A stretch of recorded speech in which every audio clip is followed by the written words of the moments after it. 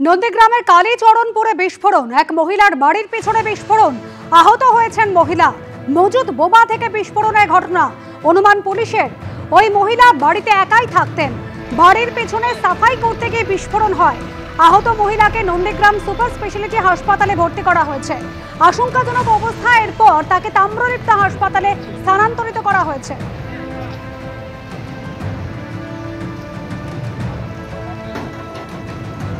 লেগেছে বলতে হাতের বেংটিতে লেগেছে, হাতটা উড়ে গেছে। ওর জালের কাঁড়ি ছিল, ওই জালের মধ্যে বম ঢোকানো ছিল। ও বলছে, লাস্টে বলছে জালের মধ্যে বম ছিল। তখনই আমি যখন জাল টানতে যাই তখন ফেটে গেছে। ঘটনা হচ্ছে এই মাসের 15 তারিখ হচ্ছে সমবায় সমিতি নির্বাচন ছিল, কালীচরণপুর সমবায় সমিতি নির্বাচন। সেই সমবায় সমিতি নির্বাচন চক্রান্ত পুলিশ প্রশাসন এবং তৃণমূলের আল্লাজির নেতৃত্বে পুলিশ প্রশাসনকে ম্যানেজ করে হারের ভয়ে সমবায় সমিতি নির্বাচনটা বন্ধ করে দিয়েছে।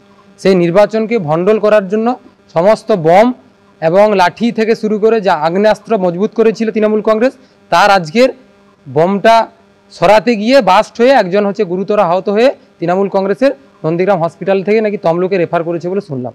আমরা চাইছি যে দোষী ব্যক্তিকে অ্যারেস্ট করে বমকে উদ্ধার করে নির্বাচন যাতে সুষ্ঠুভাবে এই কালীচরণপুর সমবায় সমিতির হয়, তার জন্য পুলিশ প্রশাসনের কাছে আমরা বারবার আবেদন করেছি। ডিম বিতরণকে কেন্দ্র করে উত্তেজনা বালুরঘাটের অঙ্গনওয়াড়ি কেন্দ্রে। কথা কাটাকাটি থেকে মারামারির অভিযোগ।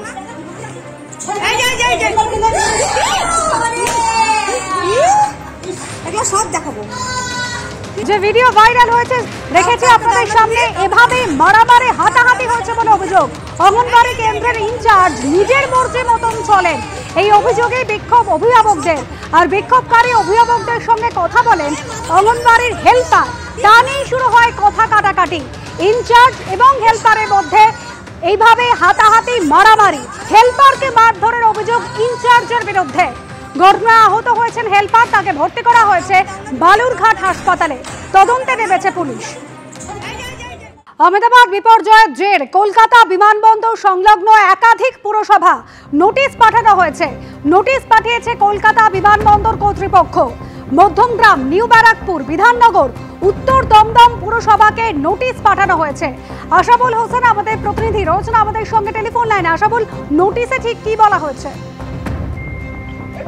দেখো অনুসূয়া, যে আহমেদাবাদের যে বিমান দুর্ঘটনার পরে কার্যত নড়ে চড়ে বসলো এয়ারপোর্ট অথরিটি অফ ইন্ডিয়া, এবং তারা ইতিমধ্যেই এয়ারপোর্ট সংলগ্ন যে পুরসভাগুলো রয়েছে, মধ্যমগ্রাম, নিউ ব্যারাকপুর, বিধাননগর, উত্তর দমদম, এই সমস্ত পুরসভাগুলোকে নোটিশ পাঠিয়ে তারা জানিয়ে দিয়েছে যে আগামী দিনে যারা বহুতল নির্মাণ করবে সেক্ষেত্রে 20 কিলোমিটারের মধ্যে নির্মাণ কাজ হলে এয়ারপোর্ট অথরিটি অফ ইন্ডিয়ার অনুমতি লাগবে, এবং এয়ারপোর্ট অথরিটি অফ ইন্ডিয়া তারা এনওসি দিলে সেই এনওসিটা সংশ্লিষ্ট পুরসভাতে জমা দেওয়ার পর তবেই বহুতল নির্মাণের অনুমতি মিলবে।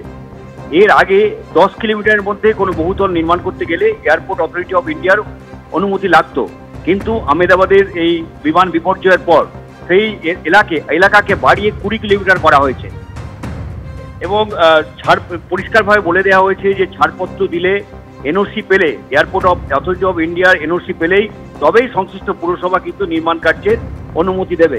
তো ইতিমধ্যেই 15 জনের একটি পর্যবেক্ষক দল এয়ারপোর্ট ইন্ডিয়ার তরফে তারা এই সমস্ত পুরো এলাকা তারা পর্যবেক্ষণ করেছে যে কোথাও এই যেটা 45 মিটারের, এখন অব্দি যে 45 মিটারের উচ্চতা পর্যন্ত বাড়ি করতে দেওয়া হতো, আগামী দিনে এর বেশি কোনো উচ্চতায় বাড়ি করতে দেওয়া হবে কিনা সে ব্যাপারেও তারা একটা চূড়ান্ত সিদ্ধান্ত নেবে, এবং তারপর সংশ্লিষ্ট পুরসভাকে জানিয়ে দেওয়া হবে।